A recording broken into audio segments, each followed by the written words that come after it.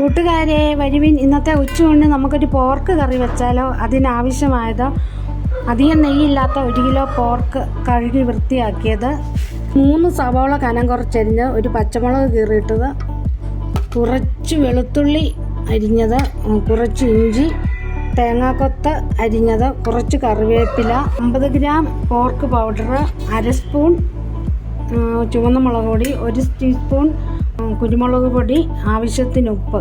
ആദ്യമേ എല്ലാം കൂടെ കുക്കറിനകത്തോട്ടിടുക.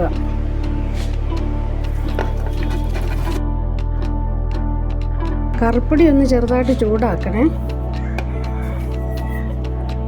വെള്ളം ഒഴിക്കേണ്ട ആവശ്യമില്ല, ആവശ്യത്തിന് വെള്ളമുള്ളതല്ല ഇറച്ചിക്ക്. കൈ കൊണ്ട് നന്നായിട്ട് ഞെരടണം. അടുപ്പേ വെച്ച് ഒരു 4 വിസില്. ഇറച്ചി വെന്തിട്ടുണ്ട്. നമുക്കിനി കടുക് താളിക്കാം.